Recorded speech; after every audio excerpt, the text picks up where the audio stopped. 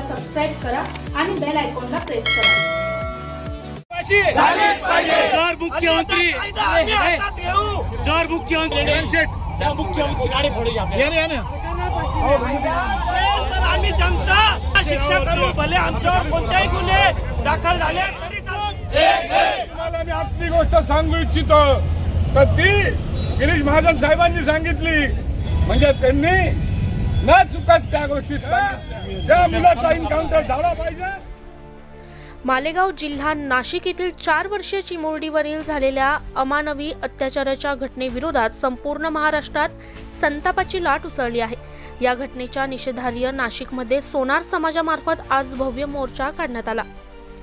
नाशिकच्या सराफ बाजार येथून जिल्हाधिकारी कार्यालयापर्यंत काढण्यात आलेल्या या मोर्चामध्ये समाज बांधवांनी मोठ्या संख्येने सहभाग नोंदवून न्यायाची मागणी प्रखरतेने व्यक्त केली।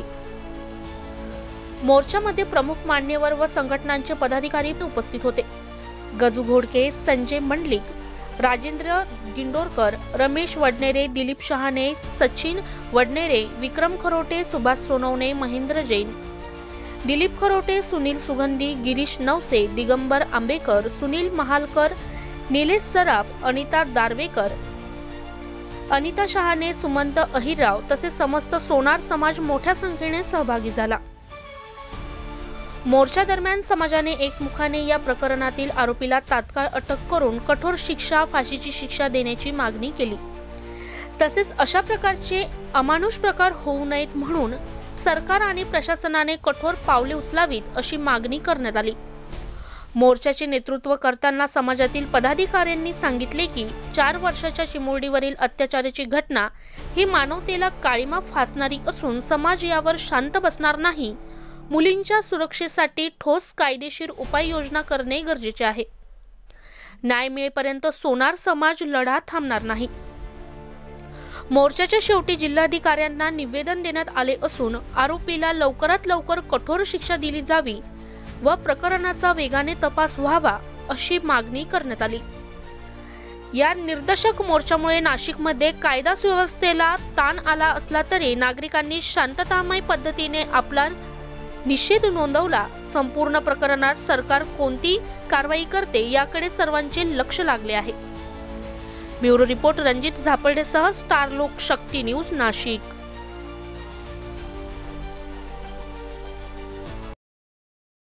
राजेंद्र दिंडोरकर, माजी अध्यक्ष सराफ असोसिएशन, अध्यक्ष आहिर सुवर्णकार समाज व अध्यक्ष सोन्या मारुती संस्था।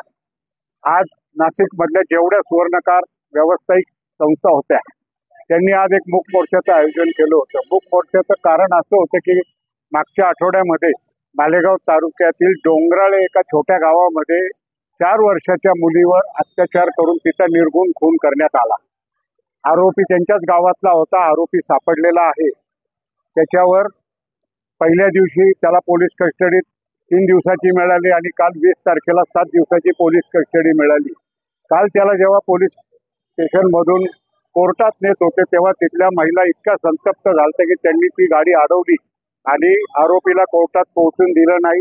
मग पोलिसांनी आरोपीला परत पोलीस स्टेशनला नेलं आणि व्हिडिओ कॉन्फरन्सिंगद्वारे त्याची सुनावणी झाली आणि त्याला 27 तारखेपर्यंत पोलीस कोठडी मिळाली आहे। मुलगी 4 वर्षाची होती, अत्यंत गरीब परिस्थिती आहे। मुलाचे वडील फोटोग्राफी करतात आणि मुलाचे काका सोनारी काम करतात। अत्यंत प्रतिकूल परिस्थितीमध्ये त्यांनी आपलं कुटुंब सांभाळलेलं आहे। आम्ही सर्व व्यावसायिकांनी एकत्र येऊन आज मूक मोर्चा काढला आणि आमच्या प्रमुख 3 मागण्या होत्या की हा जो खटला आहे हा फास्ट ट्रॅक कोर्टात चालला पाहिजे आणि माननीय देवेंद्र भाऊ फडणवीस यांनी अगोदरच जिल्हाधिकाऱ्यांना सूचना दिल्या होत्या की हा फास्ट ट्रॅक कोर्टमध्ये खटला न्यावा। दुसरी आमची मागणी होती की चांगल्यात चांगला सरकारतर्फे वकील देण्यात यावा, ती पण त्यांनी मागणी केलेली आहे। अजय मिसर किंवा उज्ज्वल निकम साहेब यांना सरकारी वकील नेमण्यात येणार आहे। तिसरी आमची मागणी होती की त्या कुटुंबाला काही ना काहीतरी भरीव आर्थिक मदत मिळाली पाहिजे। त्याच्या अगोदरच जिल्हाधिकाऱ्यांनी सांगितलं की गुन्हा दाखल झाल्यानंतर सरकारकडून जी मदत मिळत असेल तिचा पहिला हप्ता आज उद्या रिलीज होईल आणि गुन्हा दाखल झाल्यानंतर चार्जशीट दाखल झाल्यानंतर उर्वरित रक्कम त्या कुटुंबाला मिळाली जाईल।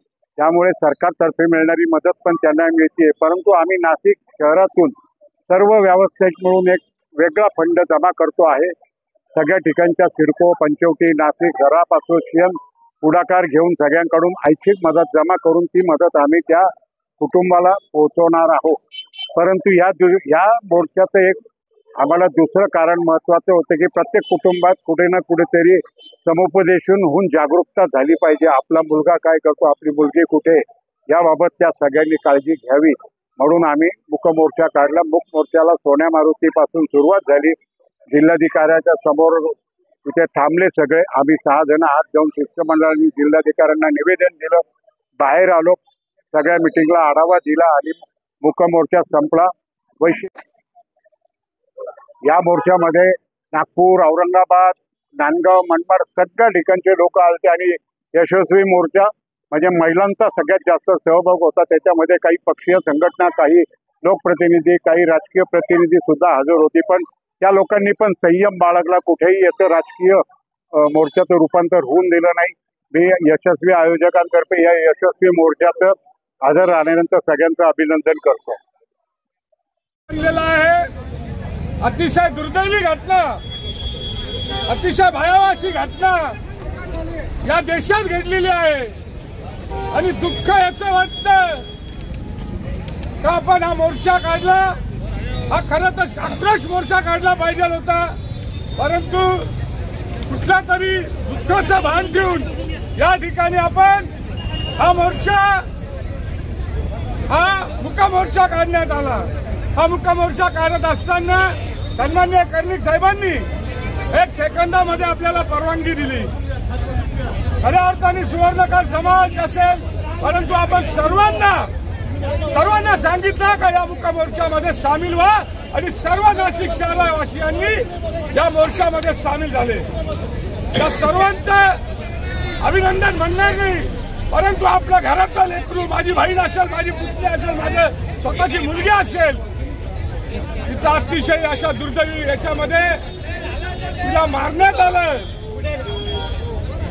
आणि या सर्व अनुषंगाने आपण या मोर्चामध्ये सर्व सामील झालात. या मोर्चामध्ये कोणी इथं फोटो काढायला आलेलं नाही, कोणी भाषण करायला आलेलं नाही, कोणी राजकीय म्हणून कोणी आलेलं नाही. काल जरांगे पाटील साहेब त्या मुलीला भेटायला गेले. त्यांनी एकच शब्द सांगितलं का या मुलाचं एन्काउंटर झालं पाहिजे आणि आपली मागणी, अनेक बलात्कार होतात, अनेक घटना घडतात, पण अशी घटना ही देशाला अतिशय भयावह अशी घटना आहे. आणि या घटनेमध्ये मी एक जाहीर निषेध असा करतो का खरं तर काल मला गिरीश महाजन भेटले. त्यांना सांगितलं अशी घटना घडली. त्यांनी सांगितलं का मी जाणार आहे आज. त्याच्यानंतर मला काल नरहरी झिरवळ भेटले. त्यांना सांगितलं. भुसे साहेब भेटले. त्यांनी सांगितलं का मी भयावह असं चांगलं काम या ठिकाणी केलेलं आहे. पण मुळामध्ये मुख्यमंत्री साहेबांना वेळ नाहीये का काय, किंवा त्यांना काम आहे. या ठिकाणी भुजबळ साहेबांचे आजारी असताना सुद्धा त्यांचे अनुयायी सर्व या ठिकाणी जमलात. आमचे मित्र रामसिंग बावरी असतील, राजाभाऊ असतील, असे अनेक या ठिकाणी जमलेले आहेत. या सर्व कळकळीने या ठिकाणी लोक जमलेले आहेत. परंतु मी मुख्यमंत्र्यांकडे मागणी अशी करतो का त्याचं ना त्याला फाशी होणार ना त्याला जन्मठेप होणार. आणि ही घटना जी आहे का निश्चित बलात्कारापुरती नाहीये, तर ही घटना आहे का त्या मुलीला तिचं शरीरच ठेवलं नाही. आणि आम्ही जेव्हा मीटिंग घेतली त्या मीटिंगमध्ये जेव्हा तिचे फोटो पाहिले, अशा घटनेत त्या मुलाला खऱ्या अर्थाने तसंच ठेचलं पाहिजे, ही खरी आपली मागणी आहे. आणि खऱ्या अर्थाने तो मरणार आणि मरणार. जेलमध्ये सुद्धा माझे मित्र असतील, माझे भाऊ असतील, आम्ही त्याला सुद्धा सांगेल का गजू घोडके त्याची जबाबदारी घेतो आणि त्याला खऱ्या अर्थाने ठेचलं पाहिजे. मी या ठिकाणी एक निश्चित सांगतो का मुख्यमंत्री आपण इलेक्शनच्या कामात असाल, परंतु त्या मुलीला तिथं आपण भेटायला आलं पाहिजे. तुमची काय मागणी आहे, बरोबर आहे का नाही? हो का नाही? एकदमच मुका मोर्चा नाही, मुका मोर्चा संपलेला आहे. इथं हा किंवा नाहीतरी म्हणा, आपल्याला त्या मुलाचा एन्काउंटर झाला पाहिजे का नाही? सर्वांनी हात वरती करा. ती मुलगी माझ्याची नाही, कुठल्याही धर्माची नाही, कुठल्याही पंथाची नाही. ती मुलगी एक फक्त आणि फक्त ती मुलगी आहे. कोणाची तरी बहीण आहे, कोणाची तरी नात आहे, कोणाची तरी ती कोणी लागते आहे. आणि अशा या नराधमास आपल्याला त्याचा एन्काउंटर जसा अंमरनाथमध्ये झाला. काल तुम्हाला मी आतली गोष्ट सांगू इच्छितो, तर ती गिरीश महाजन साहेबांनी सांगितली का हे माझं कोणी व्हिडिओमध्ये घेऊ नका. परंतु त्यांनी असं सांगितलं की अंबरनाथमध्ये जेव्हा मी गेलो, जेव्हा ते सर्व मोर्चे पाहिले, जेव्हा तो आक्रोश पाहिला, तर त्या मुलाचा जे काही करायचं होतं ते केलं. म्हणजे त्यांनी न चुकत त्या गोष्टी सांगितल्या. आणि म्हणून आजचा मोर्चा आम्ही मुख्यमंत्र्यांना सांगू इच्छितो की या नाशिकमध्ये असा मोर्चा पहिल्यांदा निघालेला आहे आणि हा मोर्चा महाराष्ट्रातून असा निघालेला आहे. तुम्हाला मी एकच निश्चित सांगतो, त्या मुलाचा एन्काउंटर झाला पाहिजे अशी मी मागणी करतो. आणि सर्वांनी हात उंच करून आवाज देऊन सांगा तर त्याचा एन्काउंटर झाला पाहिजे का नाही?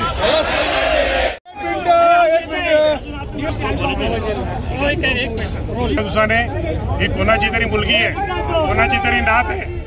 सोनार समाजात ही जी झालेली घटना आहे अतिशय निंदनीय आहे. फक्त माझी एकच मागणी आहे, याच्यावर कुठेतरी प्रखर कायदा होणं गरजेचं आहे. कारण आतापर्यंत ज्या ज्या घटना घडल्या त्याच्या कायद्यामध्ये सगळे हे माणसं असतात, अपराधी असतात, सुटून जातात. यांना कठोर कायद्यामध्ये त्याचं रूपांतर व्हायला पाहिजे. आणि पुढे अशी घटना घडू नये म्हणून आपण काहीतरी कायद्याच्या रूपाने एक वेगळं वळण देऊन याच्यावर बहिष्कार टाकला पाहिजे. आणि सर्व समाजवाला सरकारला एकच विनंती आहे, याचं तुम्ही कायद्यात रूपांतर करा आणि सर्व समाजाला न्याय द्या. धन्यवाद. न्याय मिळालाच पाहिजे.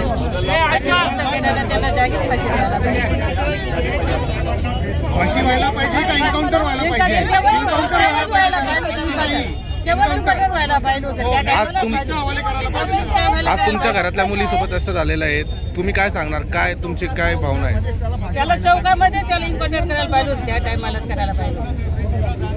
आता काय अपेक्षा आहे? आताही त्याला इन्काउंटर करायला पाहिजे.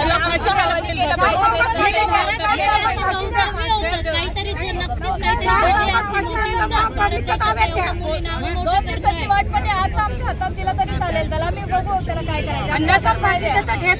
त्याला ठेसून मारलं पाहिजे. मुलीच्या खेड्याच्या वयामध्ये आई वडील हे नाही शिकवणार तिला की तू घराच्या बाहेर जाऊ नको. जी बाहेर लहान बाळ आहे ते तर घराच्या बाहेर जाणारच आहे ना.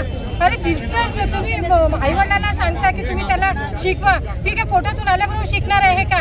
त्यासाठी तुम्ही लोकांनी सर्व मीडियावाल्यांनी मला तरी असं वाटते की नाही तुम्ही पण दिला पाहिजे आणि गव्हर्नमेंटनं पण दिला पाहिजे. आज नाही तो कभी होगाही नाही. आजच त्याचा इंटरव्ह्यू झाला पाहिजे. नाही होणार तर आमच्या हवाले द्या, आम्ही त्याचा एन्काउंटर करू, आम्ही घेऊ हातामध्ये जे काही घ्यायचंय ते. त्याला तो काय जे वेदना त्या मुलीला झाली आहे ते वेदना त्याला झालीच पाहिजे. त्याला फाशी नका देऊ. फाशी ती एकच सेकंदामध्ये होऊन जाईल, पण जी वेदना त्या मुलीला झालेली आहे ती वेदना त्याला झालीच पाहिजे. आमची एवढीच मागणी आहे. फाशी देऊ नका, त्याला वेदना द्या.